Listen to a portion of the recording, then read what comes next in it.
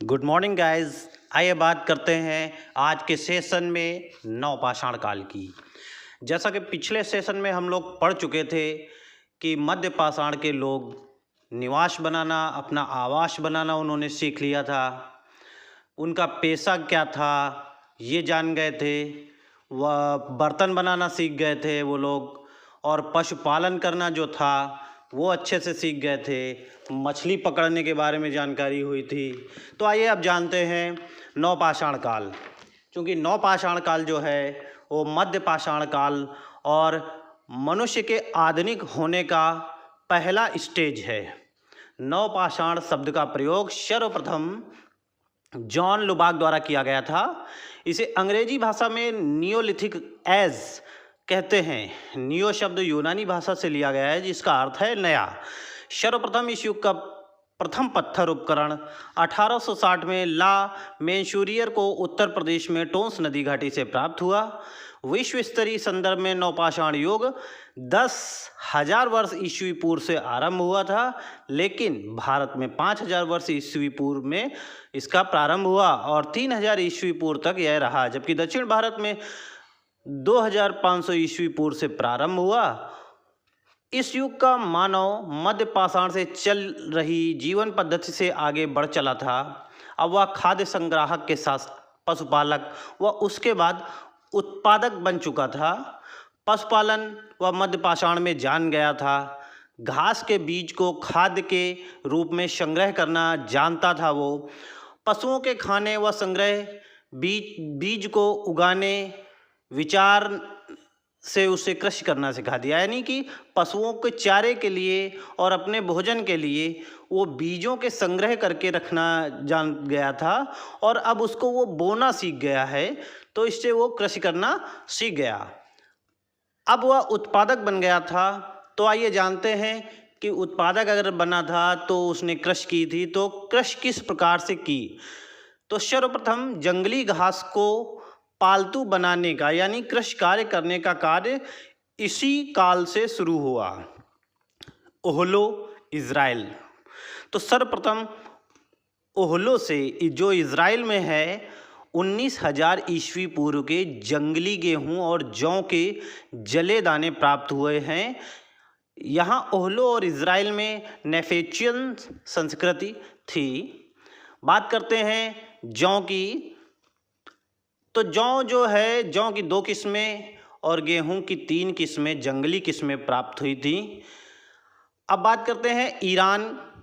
तो ईरान में सबसे प्राचीन जौ के साक्ष्य प्राप्त हुए हैं।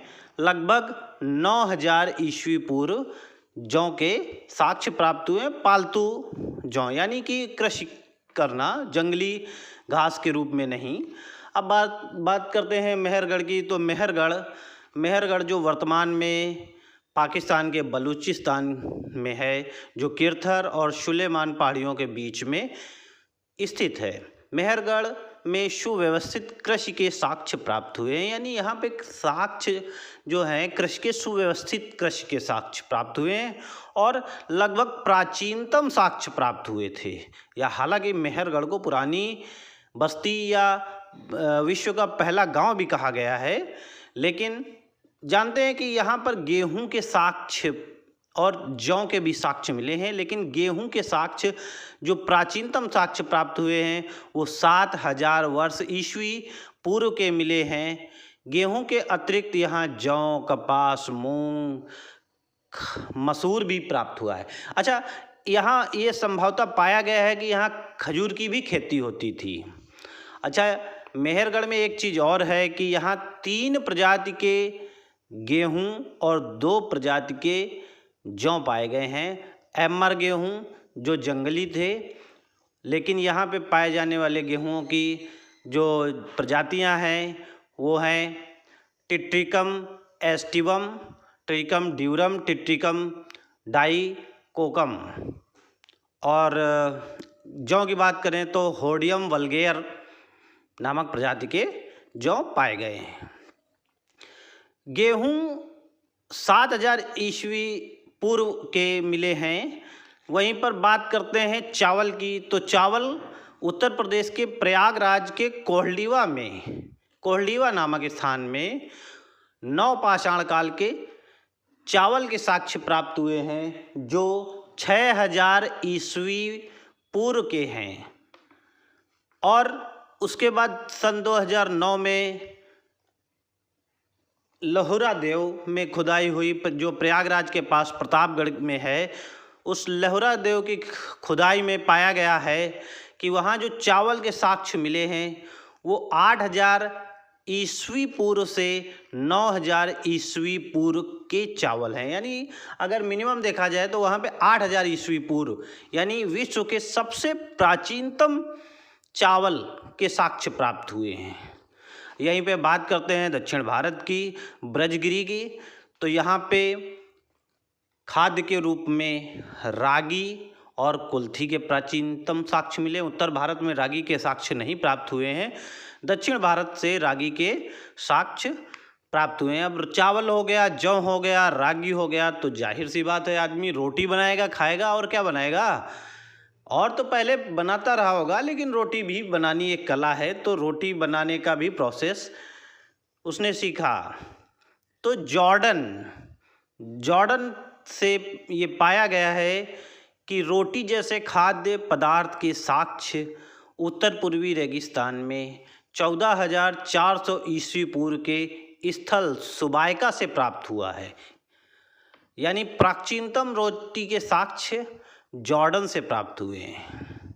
अब बात करते हैं माउंट कार्मेल पर रफ फेट गुफा से 13000 ईस्वी पूर्व का बियर बनाने का भी साक्ष्य प्राप्त हुआ। हालांकि उसका यूज़ किण्वन के रूप में करने का प्रावधान रहा, लेकिन ये साक्ष्य वहाँ पर प्राप्त हुआ है। अब बात करते हैं कि बाजरा कहाँ मिला, तो पूर्वी एशिया में बाजरा के साक्ष्य मिले हैं। ज्वार तो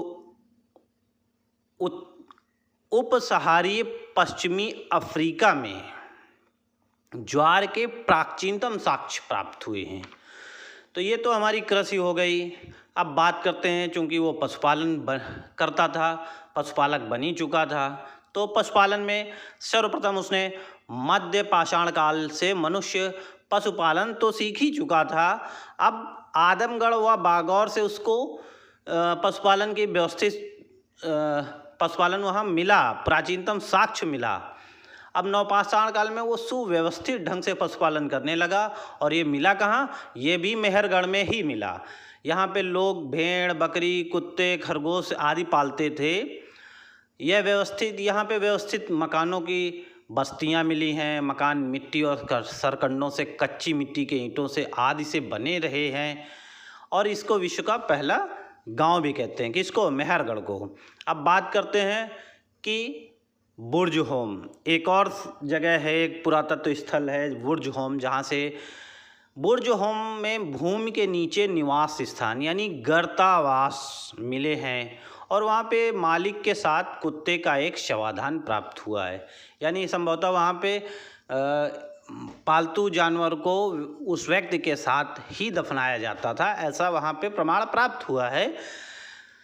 और अब इसके साथ महगढ़ा की बात करते हैं, तो पशुओं का एक विशाल बाड़ा मिला है, जिसमें 3 बड़े दरवाजे हैं, 28 स्तंभ गर्त हैं, और इसमें 20 पशु एक साथ बांधे जा सकते हैं। यह इतना विशाल है। इसका मतलब है कि यहाँ व्यवस्थित रूप से और एक विस्तारित रूप से एक बड़े स्तर पर पशुपालन होता रहा।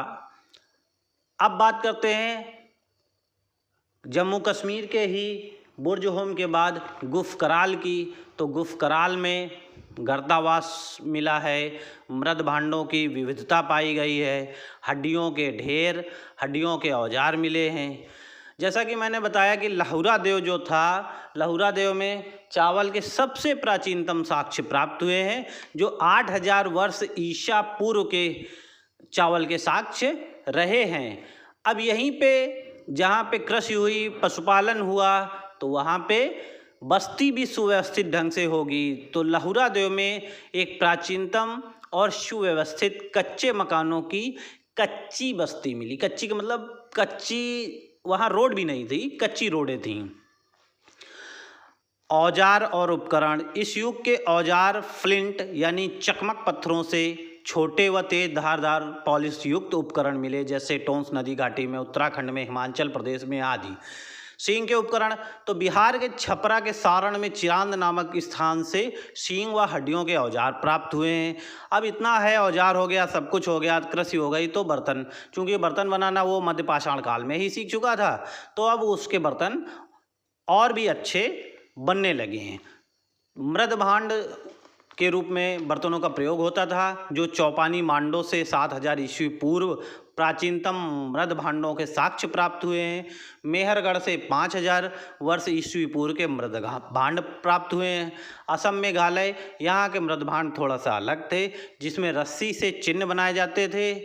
पिकली हल, यहाँ से शंख के ढेर व हड्डियों के औजार व ढेर प्राप्त हुए हैं। अब इस युग की सबसे महत्वपूर्ण और सबसे नवीन खोज क्या रही, तो इस युग में कृषि करना सबसे महत्वपूर्ण और नवीन खोज रही। इसके साथ साथ एक बहुत बड़ी खोज है, जो पहिए का आविष्कार इस युग में हुआ, जिसने मानव जीवन को बिल्कुल बदल के रख दिया। जैसे कि नवपाषाण काल की सबसे महत्वपूर्ण खोजों में इसका नाम गिना जाने लगा। एक व्यक्ति को जैसे एक स्थान से दूसरे स्थान जाना है, एक स्थान से दूसरे स्थान सामान ले जाना है, इन सब चीज़ों में इन पहिए का एक अहम योगदान रहा। और इसके साथ साथ जो मृदभांड बनने लगा, अब वो मृदभांड हाथ से बनाने की बजाय इस पहिए पे बनाना शुरू कर दिया गया, जिसने आगे चल के उद्योग का रूप ले लिया। आइए बात करते हैं उद्योग। तो पहिए की मदद से मृदभांड बनाना, एक बड़ी मात्रा में मृदभांड बनाना एक उद्योग के रूप में स्थापित हुआ। इसके साथ साथ छोटे औजार, उपकरण बनाना और उनमें पॉलिश करना, पॉलिशिंग जो है, उसने भी एक बड़े स्तर पे आके कार्य करना चालू कर दिया, और ये भी उद्योग के रूप में चालू हो गया। चूँकि यहाँ पशुपालन होता था, तो उसके दुग्ध, दही आदि का भी प्रयोग चालू हो गया, जिसने भी लगभग कहीं ना कहीं जाके उद्योग के रूप में एक बड़ी योगदान दिया। तो दोस्तों, ये जानकारी थी नवपाषाण काल की।